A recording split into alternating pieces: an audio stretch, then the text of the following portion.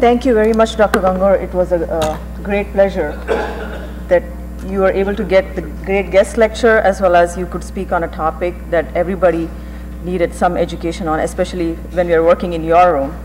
So, so our next speaker is Dr. Herron. He's our program director. Of course, most of us know him. So he's assistant professor in the Department of Anesthesia here at LSU Health. So he's going to be talking about advanced airway techniques. Thank you.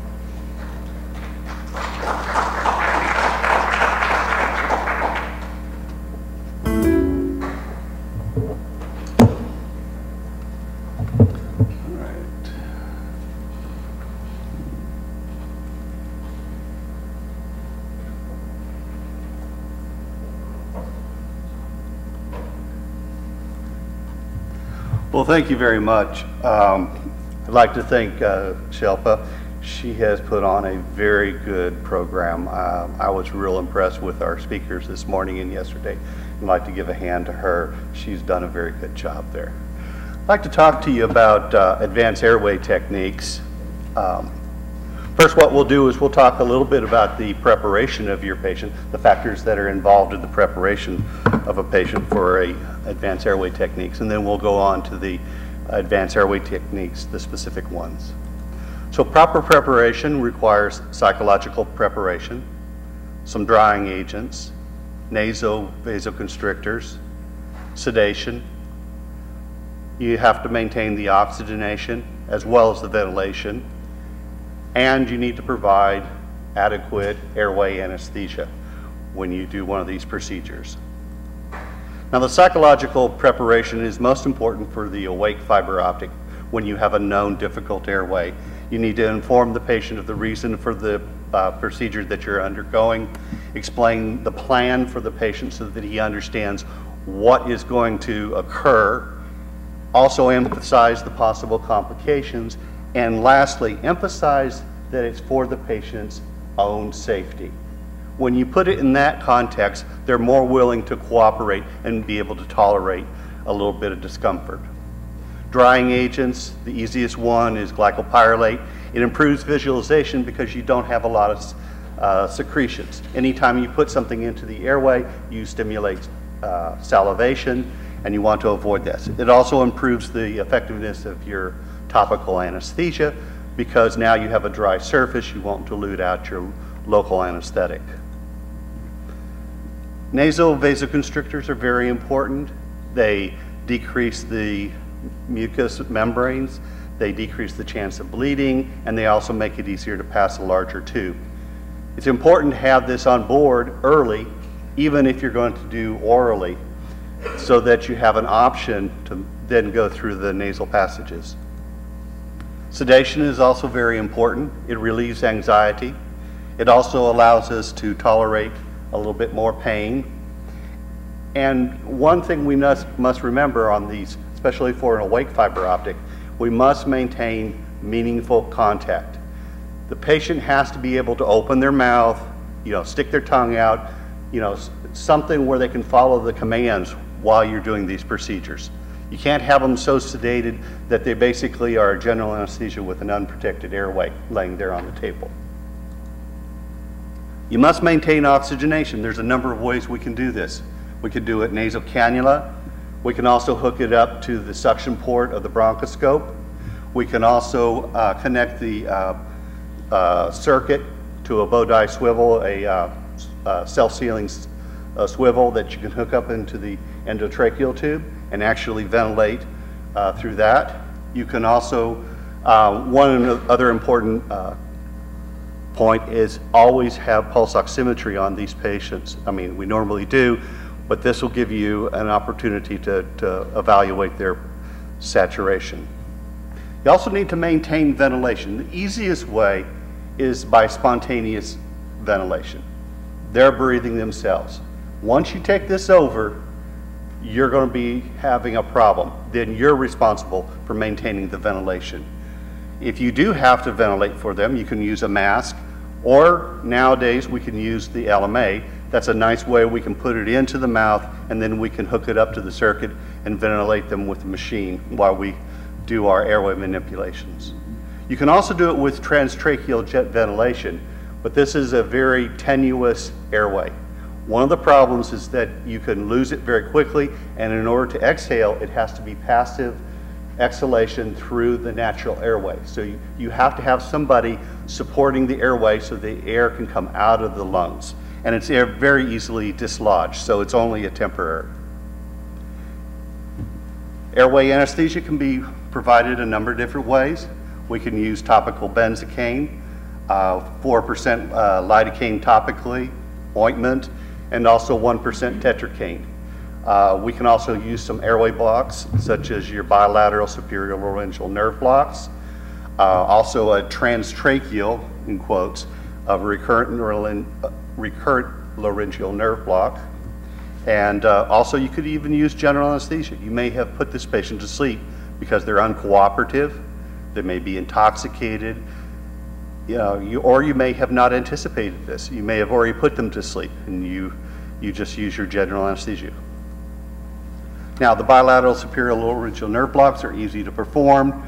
You use 5 cc's of 1% lidocaine with a 25 gauge needle. You raise the skin wheel over the greater cornu of the hyoid bone, contact the hyoid with a needle, and then walk caudad and penetrate the thyrohyoid membrane.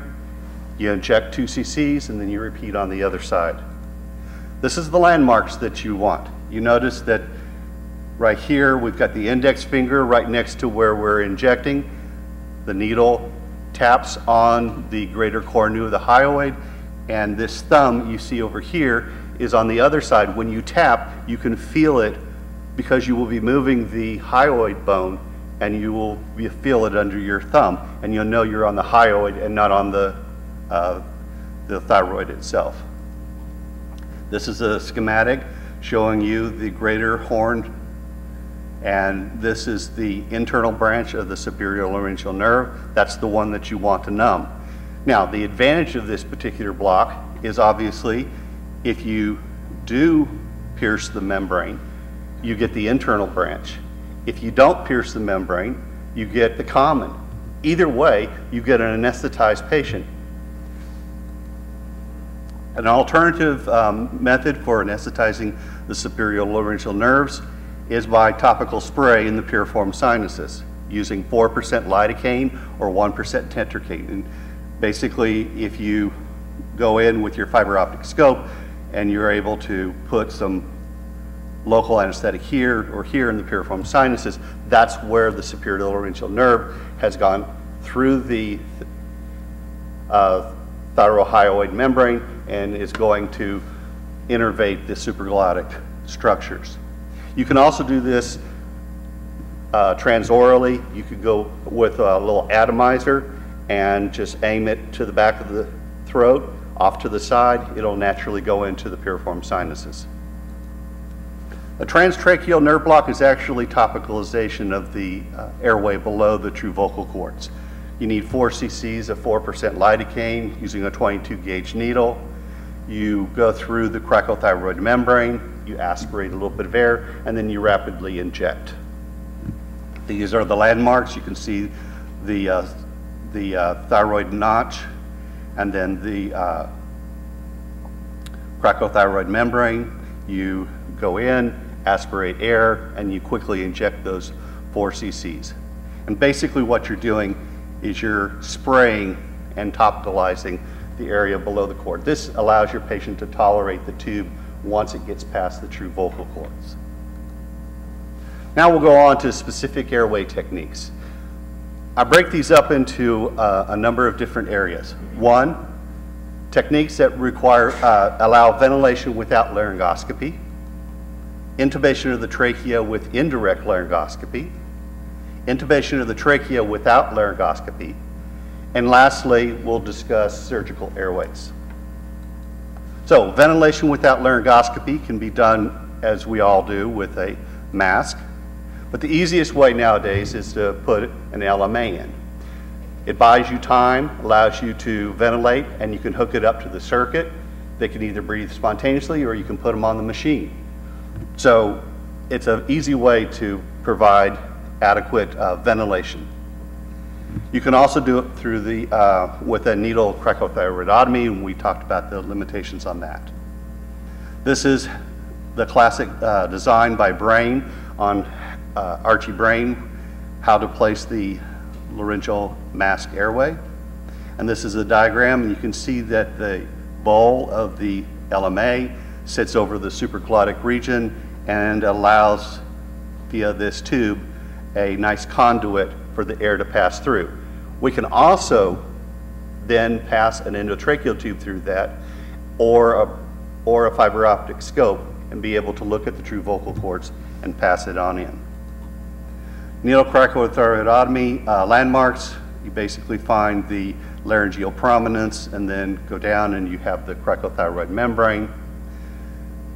Just like you did for the transtracheal nerve block, you go in, aspirate some air, and then take the needle out, and you can basically hook it up to your circuit. You're going to need to have 30 to 50 pounds per square inch through a jet ventilator, and you are going to have somebody supporting the airway because the exhalation will have to be passively through the mouth or the nose. We've all run into this person right here, okay? This is our dreaded person with the malpositioned, and then a lot of times if they're awake we can put them in the proper sniff position, but sometimes we don't have that opportunity. Sometimes these people have C-collars on, so we have to approach these people with indirect laryngoscopy. As you can see, we'd like to position them and then move the base of the tongue out of the way.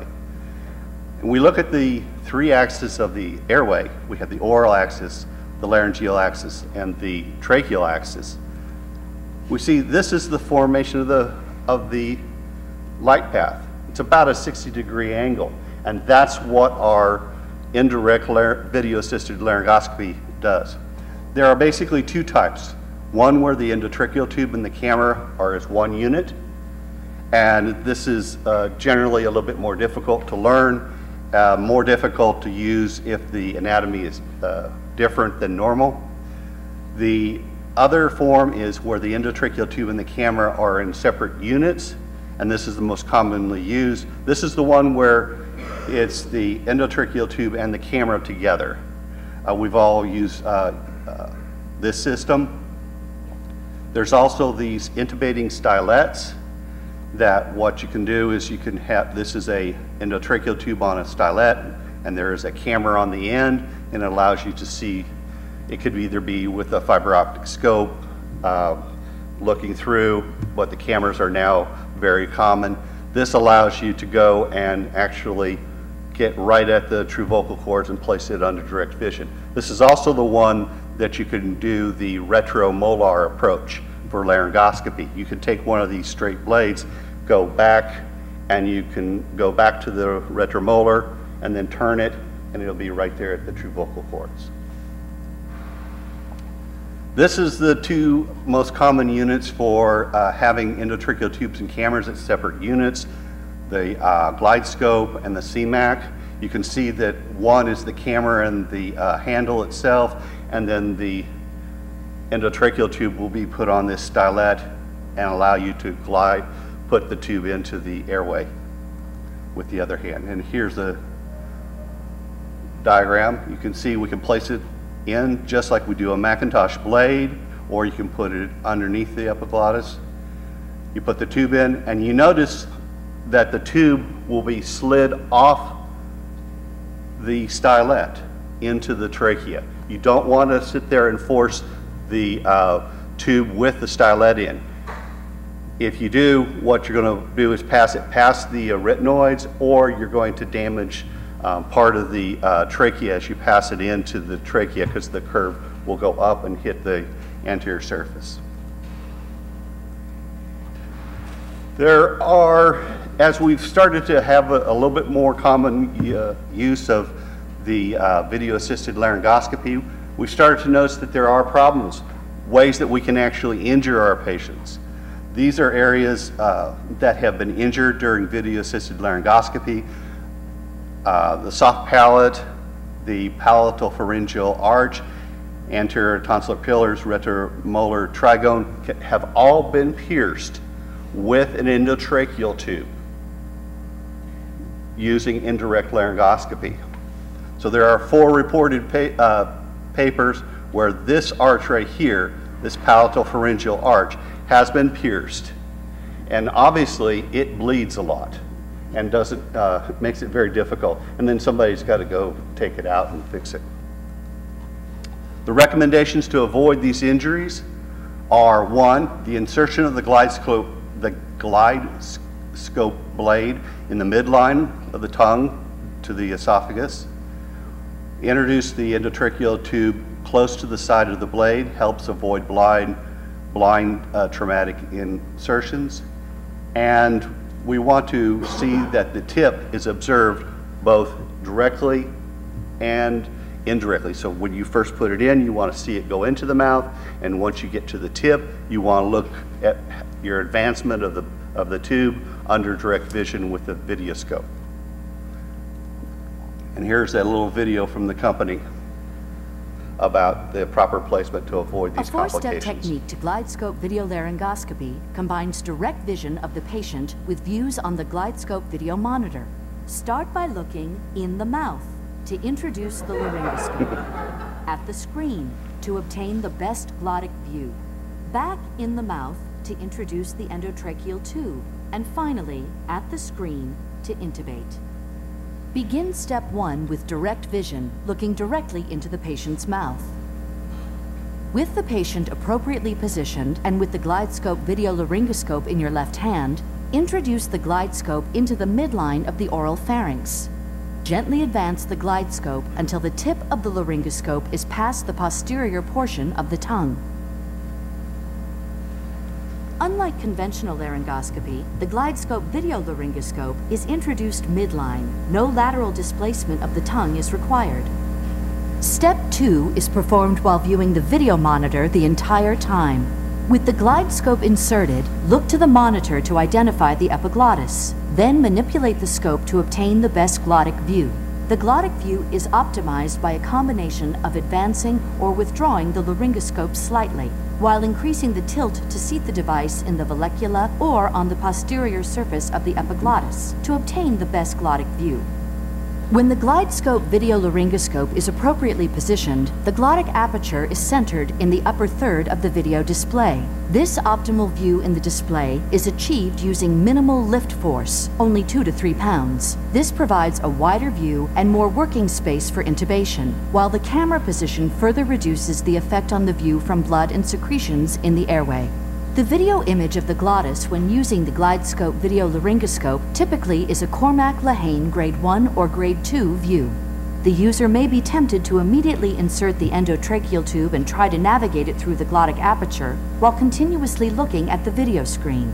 However, in step 3, it is very important that you look directly at the patient's open mouth and not at the video monitor, watching the passage of the endotracheal tube to help avoid potential injury to the tonsils or soft palate.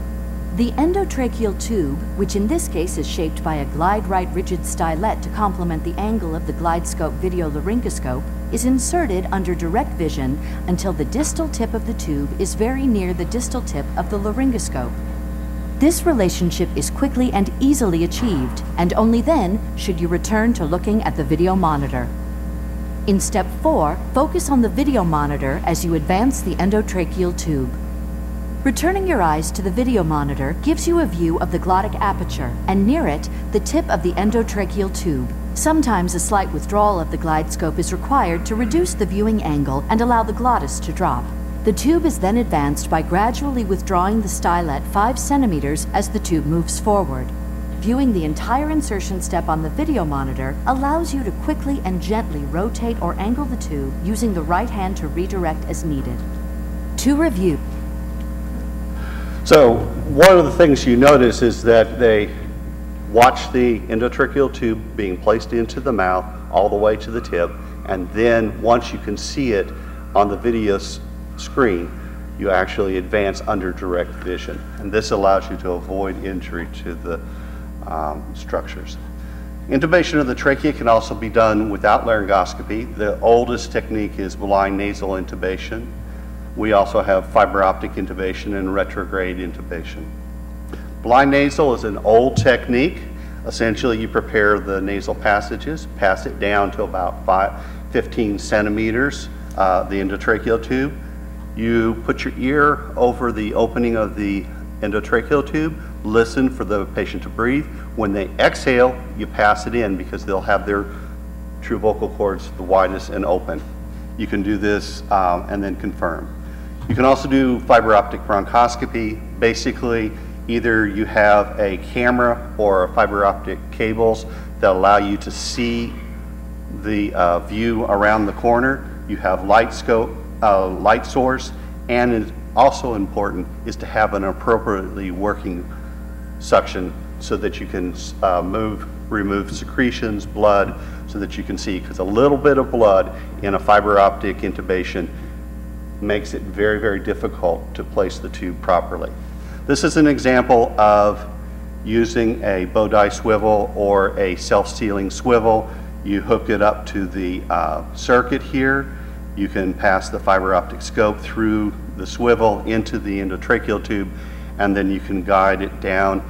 And by using this, we can hook this up to like 10 liters per minute of oxygen, and we can oxygenate our patient. And if we're doing it through an LMA, we can actually ventilate the patient. We can also provide additional topical anesthesia for fiber optic bronchoscopy, basically a spray as you go. It's nice if you've done blocks and maybe your patient's a little bit uncomfortable or they're gagging when you actually put the scope in, you touch the true supraglottic region and they start coughing, you can spray and anesthetize. What you do is you hook that up to the suction port and you just spray a 1 or 2 cc's down, and that usually works. The routes you can use are nasal, oral, and through the LMA. Now, in the nasal route, basically you prepare the nasal passages, anesthetize the larynx and the trachea. You place the endotracheal tube just like you did for a blind intubation, about to 15 centimeters. And this is what it would look like. This one is hooked up to a circuit, and you can see it's passing around. The nice thing about going nasally is that it allows a nice pathway. It's designed to go that route. So when you come out of the nose, out of the nasal tissues, you will see this supraglottic region. Okay, your two arytenoids, true vocal cords, and you pass it through the opening and into the trachea. The oral route, basically you do the same thing, only you anesthetize the oral cavity. A lot of times just with topical, you can use some benzocaine or some hurricane spray. The trachea and the larynx need to also be anesthetized, and you place an oral intubating airway such as the Williams obturator, which allows you to perform a very sharp bend of your endotracheal tube. You can also use the Upsavian oral airway, basically to get the tongue and the epiglottis out of the way. You can also use the Patel-Syracuse mask, which this is a self-sealing mask, which you can actually put an endotracheal tube through and actually intubate through that while somebody is ventilating the patient with a mask. This was used a lot of times before we had LMAs. And you can see that this is the intubating airway, and it allows you to place the endotracheal tube through and forces the endotracheal tube to have a very sharp curve because the airway is very, very anterior using this approach. And this is what you would see if you use the Upsavian airway. This is the airway itself, and you come down, you see the epiglottis, go underneath it, you see the true vocal cords, and then pass it on through. This is how you would do it if you were going through the LMA. Basically what you would do is you'd place the LMA and you would pass an endotracheal tube into it until the tip of the endotracheal tube is into the bowl of the LMA, and then you hook your bow tie swivel so that you can apply oxygen, and then you pass the scope down, and this is what you see. All right, this is the old ones where we had aperture bars, but basically it allows you to see the supraglottic region. You can see the true vocal cords. This one your two arytenoids. This one's a little bit low, but you can still see the opening of the glottis. This is one where the epiglottis and the arytenoids are sticking through, and if you look very carefully, you can see some white true vocal cords. That's where you have to go. This is one where the arytenoid has kind of worked itself into the bowl of the LMA, and this is one where the epiglottis is folded over. The idea on the epiglottis is that it lifts it up, but a lot of times the epiglottis itself can be folded over, and you'd have to go underneath, and somewhere in here you would actually place the fiberoptic scope. All of these views are views of people who had excellent ventilation through the LMA. So there's a lot of variation, so you have to be able to still identify your landmarks. Retrograde intubation is good when you have trauma to the face. Essentially, you go through the cricothyroid membrane. Again, you aspirate past your guide wire. It either goes up the mouth or up the nose. I recommend that you put it through a fiberoptic scope through the suction port, although you can use the actual bougie that they include in the kit. And see, the guide wire can come out through the suction port. You go ahead, pass the fiberoptic scope down until you hit the interior of the cricothyroid membrane, take the guide wire out, and your fiberoptic scope drops down into the trachea. Then you pass your endotracheal tube over and secure it. The one problem that you might have is it's a blind technique. The tip of the endotracheal tube might catch on the superior portion of the true vocal cords in the anterior commissure or over on one side, and you won't be able to identify this if you have just a bougie or the stylet. That's why a lot of people recommend using a fiber optic scope so that you can actually see where you are with that and you can actually redirect once you get down there. The surgical airways, we'll talk about the cricothyrotomy and tracheostomy. This is a technique. Basically, you find the cricothyroid membrane, incise it, and then stick the handle of the blade into the opening, put your endotracheal tube in, and now you can ventilate the patient. I put this down just because I want you to see the anatomy. Here you can see the cricothyroid membrane. There is not a lot of structures. There's skin, some subcutaneous tissue, and then the membrane. It's very easy to get through on the adult. However, doing a tracheostomy, you have a lot of structures such as the thyroid and the inferior thyroid veins. If you start, incising on these, you can get into a lot of bleeding. It obscures your view, and then when you're trying to put your endotracheal tube, you can't really see much of anything at all. It's a little deeper. So in conclusion, we want to have proper preparation of our patient. We want to choose the appropriate technique, and then finally choose the appropriate route to place our tube with these advanced airway techniques. Thank you.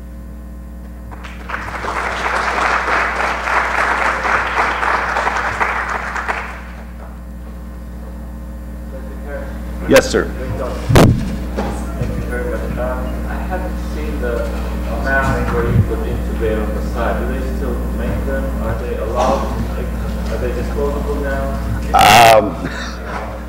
As you can see from the picture, it's a very old technique. No. You don't have it?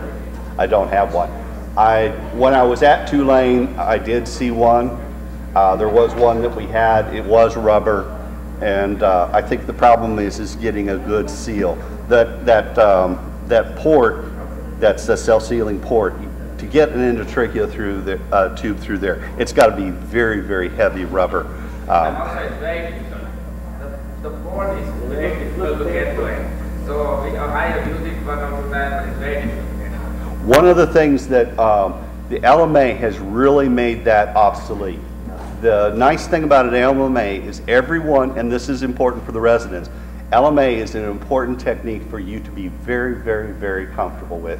Putting a supraglottic airway now allows you to ventilate your patient. You do not have an emergency when you can ventilate. When you cannot ventilate the patient, you have a 3-minute drill, okay? You have to secure the airway in 3 minutes. So if you can put an LMA in there, you can put an endotracheal tube through there, fiberoptic scope, and be done. Yes, sir. I recently read about the article. Instead of using 4% ladder one of the studies using 4% and 2% because of the toxicity level. He said we should not be using 4% because the results are same. According to them, according to their article, there is no difference by using 2% versus 4%. So they why not use 2%? Use 2%, right? Yeah. So that's why they are talking about use 2% instead of 4%. I've found that occasionally on a 2% person, you don't get good penetration of the mucosa as well. I grew up using the 1% tetracaine, and that's what we would do when we do our awake bronchoscopies. We had a solution that was 1% tetracaine, and it had phenylephrine in there, and we went ahead and just sprayed as you go, and we used a lot of that, and it was very. You have to have enough concentration to get through the mucosa. I think if you want to use the 4% for numbing up the airway, use the little atomizers. There's little atomizers that go on a little 5cc syringe, and it goes back in, and you can go to the side, spray 1 or 2 cc's, and then turn to the other side and spray 1 or 2 cc's, and it'll basically pool in the piriform sinus. And once it does that, it'll get you a nice, good topicalization, and you don't have to use a lot. I had a question for Dr. Donovan. The percutaneous trachea is one of those things so simple, right?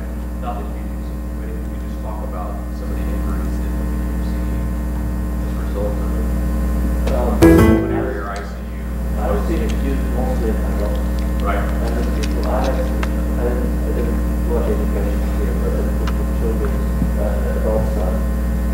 They did it right, and they didn't have any complications. But when you look at the literature, the training on it, the visual injuries are very common. Yep. And if you're trying to force it through the cycle, thyroid membrane, that animal is pretty without proper surgical opening. Just pushing it through may cause lots of soft tissue into the area. And it was safe.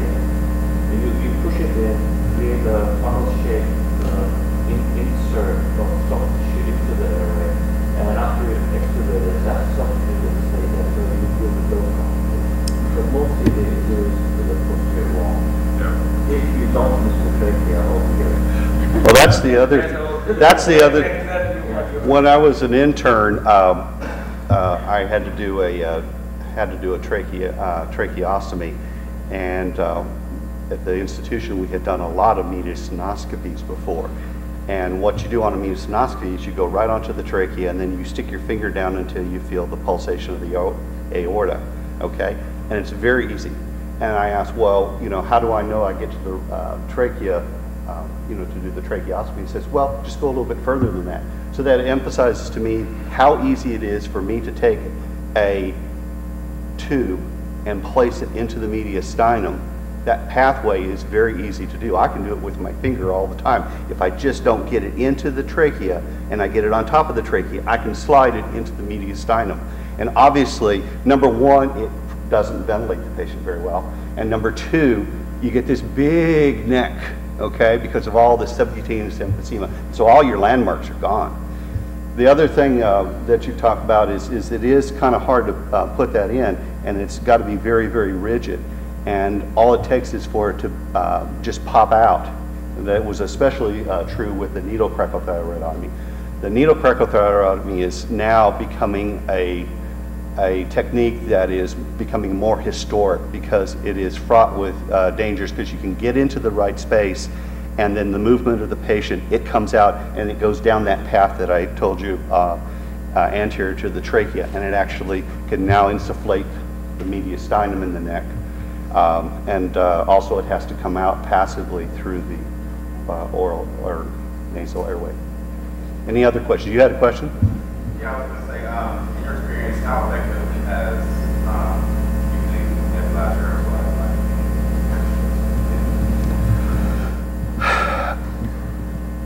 I have seen it done, and I've seen it succeed.